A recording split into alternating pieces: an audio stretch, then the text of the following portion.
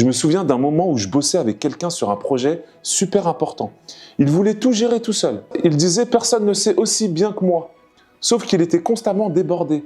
Le projet avançait lentement, il s'épuisait et à la fin, il en voulait à tout le monde. Un jour, il a juste délégué une petite tâche, presque par obligation. Résultat, la tâche était bien faite.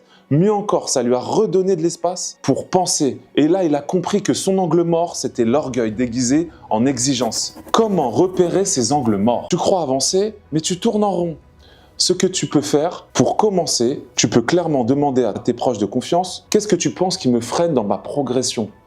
Ce qui fonctionne bien, c'est d'identifier les schémas répétitifs. À chaque fois que je suis proche de réussir, qu'est-ce qui se passe? À chaque fois que j'ai quelque chose à faire dont je pense avoir le temps de faire, comment je m'y prends? Ce que tu peux faire aussi, c'est de tenir un journal des blocages. C'est de noter tous les moments de doute, de procrastination, d'échec et de chercher qu'est-ce qu'ils ont en commun. Tu peux faire appel à un coach également pour mettre en lumière ce qui t'échappe.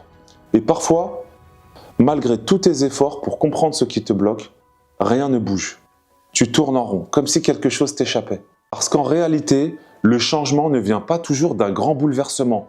Parfois, il suffit d'une force douce, précise, mais constante. Et c'est là qu'entre en jeu cette image que j'aime beaucoup, cette parabole entre la pierre et l'eau à haute pression. Il existe des pierres si dures et si solides qu'aucun outil classique ne peut les façonner.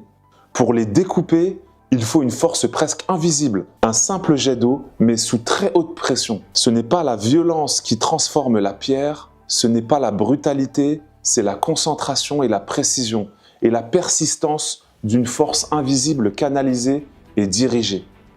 De la même manière, en nous, il y a une force immense. Mais tant que cette force est diffuse et désorganisée, elle rebondit sur les obstacles de la vie. Elle nous laisse frustrés et bloqués. Mais si tu apprends à la concentrer, à la diriger et à croire en elle, cette force devient comme l'eau sous haute pression, capable de transformer ta réalité, d'ouvrir des chemins là où il n'y en avait pas.